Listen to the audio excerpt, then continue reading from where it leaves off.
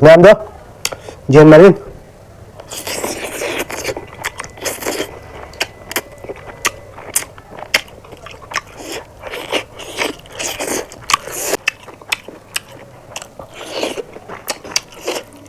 ꯌꯥꯝ ꯃꯥꯏꯔꯦꯟ ꯑꯉꯥꯟꯕꯁꯦ ꯐꯖꯅ ꯍꯥꯎꯔꯦ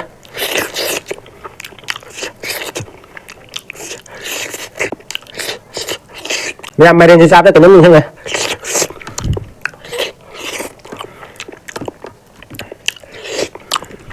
ꯍꯥꯏ ꯃꯌꯥꯝꯒꯤꯗꯃꯛꯇ ꯉꯁꯤ ꯑꯅꯧꯕ ꯃꯨꯛꯕꯥꯡ ꯑꯃ ꯄꯨꯊꯣꯛ ꯂꯥꯛꯑꯦ ꯉꯁꯤꯒꯤ ꯃꯨꯛꯕꯥꯡꯁꯤꯗꯤ ꯀꯩꯅꯣ ꯆꯤꯀꯟ ꯊꯣꯡꯕ ꯃꯥꯏꯔꯦꯟ ꯑꯉꯥꯟꯕ ꯂꯩꯔꯦ ꯁꯤꯒ ꯂꯐꯨ ꯊꯔꯣꯒ ꯀꯩꯅꯣꯒ ꯌꯣꯡꯆꯥꯛꯀ ꯏꯔꯣꯝꯕ ꯑꯃ ꯂꯩꯔꯦ ꯁꯤꯒ ꯇꯤꯜꯍꯧ ꯂꯩꯔꯦ ꯃꯌꯥꯝ ꯅꯨꯡꯁꯤꯕꯤꯕ ꯇꯥꯔꯒꯗꯤ ꯂꯥꯏꯛ ꯁꯕꯁꯀ꯭राꯏब ꯁꯦꯌꯔ ꯇꯧꯕꯤꯔꯝꯃꯣ ꯑꯗꯣ ꯃꯌꯥꯝꯗ ꯉꯁꯤ ꯋꯥ ꯑꯝꯇ ꯍꯥꯏꯖꯒꯦ ꯑꯩꯈꯣꯏꯒꯤ ꯌꯨꯇ꯭ꯌꯨꯕ ꯆꯦꯅꯦꯜ ꯄꯥꯏꯕꯁꯤ ꯌꯥꯝ ꯋꯥꯈ꯭ꯔꯕꯅꯤ ꯑꯩꯒꯤ ꯄꯦꯃꯤꯂꯥ ꯕ꯭ꯂꯣꯛꯁꯇꯣ ꯌꯨꯇ꯭ꯌꯨꯕꯅ ꯔꯤꯃꯨꯚ ꯇꯧꯕꯤꯈꯔꯦ ꯆꯦꯅꯦꯜꯗꯣ ꯍꯣꯏ ꯑꯗꯨ ꯇꯧꯈ꯭ꯔꯁꯨ ꯀꯩꯝꯕꯨꯗꯤ ꯀꯥꯏꯗꯦꯗ ꯑꯗꯣ ꯃꯌꯥꯝ ꯚꯤꯗꯤꯑꯣ ꯑꯞꯂꯣꯗ ꯇꯧꯕ ꯃꯇꯝꯗ ꯖꯦꯡ ꯖꯦꯡ ꯇꯧꯕꯤꯌꯨ ꯑꯗꯣ ꯃꯌꯥꯝ ꯆꯥꯕ ꯍꯧꯔꯒꯦ ꯁꯤ ꯌꯦꯟ ꯊꯣꯡꯕ ꯃꯍꯤ ꯂꯩꯔꯦ ꯑꯁꯤ ꯍꯩꯖꯤꯜꯂꯒꯁꯦ ꯑꯁꯤ ꯐꯖꯅ ꯍꯥꯎꯗ꯭ꯔꯕꯅꯤ ꯑꯁꯤ ꯂꯧꯊꯣꯛꯈꯤꯕꯅ ꯐꯔꯅꯤ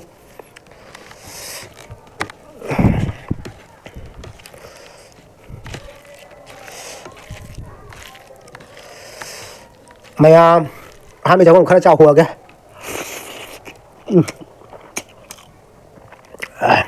ꯇꯤꯜꯍꯧ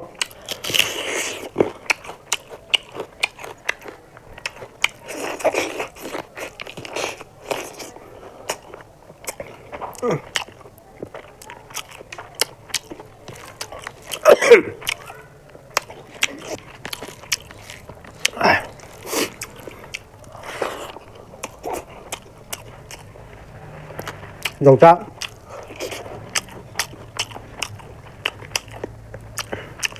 ꯁꯤꯡꯖꯨ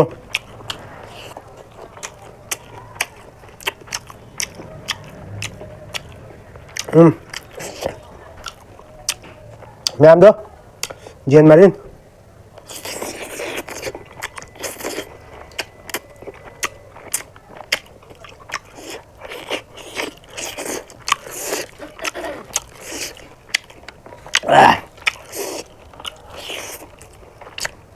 ꯍꯥꯎꯔꯦ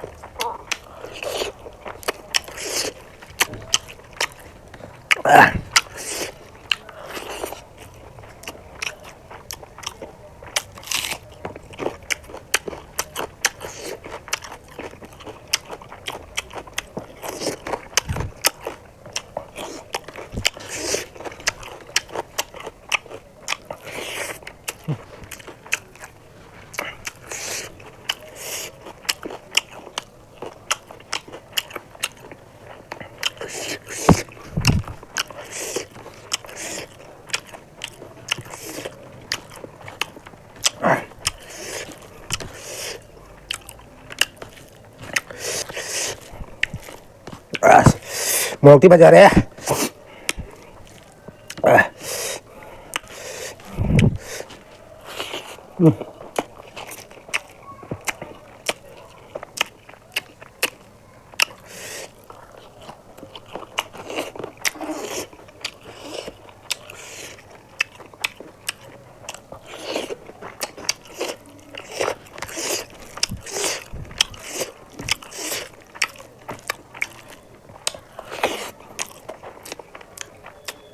mềm áo luôn một trái kìa.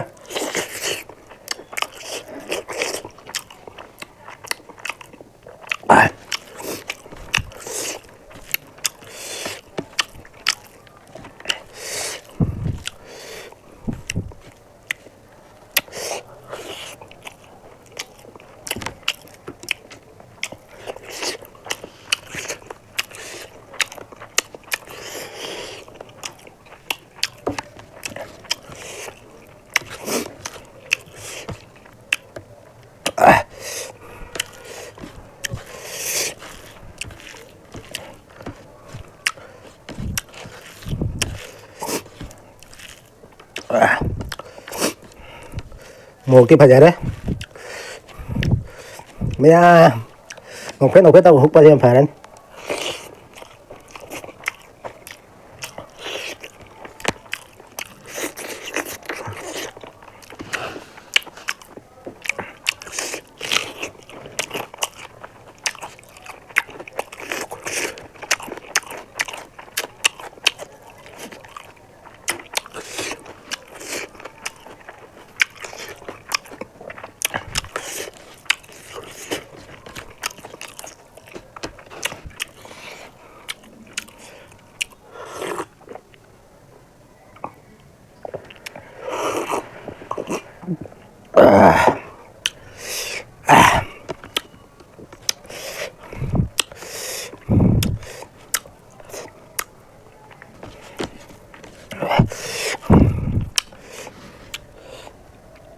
ꯃꯌꯥꯝ ꯃꯥꯏꯔꯦꯟ ꯑꯉꯥꯟꯕ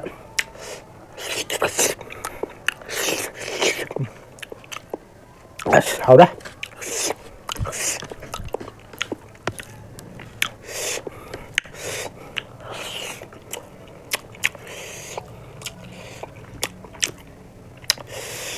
ayo makan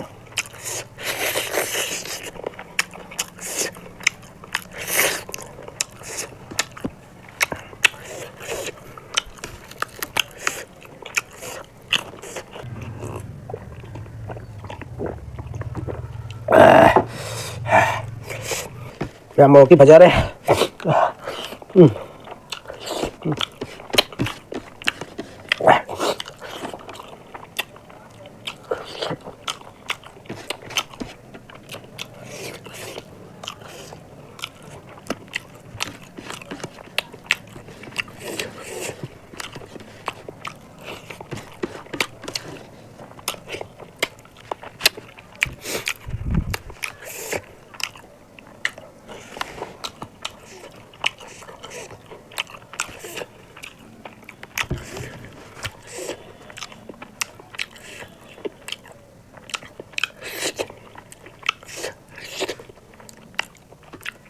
Ya mainin angan bas ya. Phải hào đây.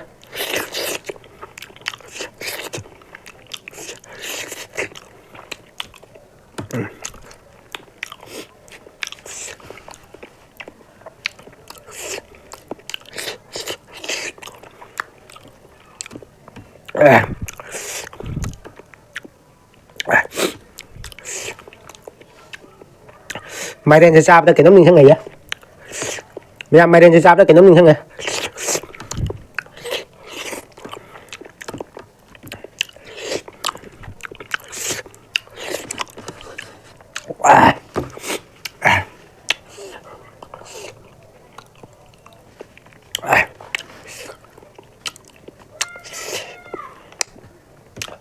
Giờ mà không lấy mà không ra thôi cả.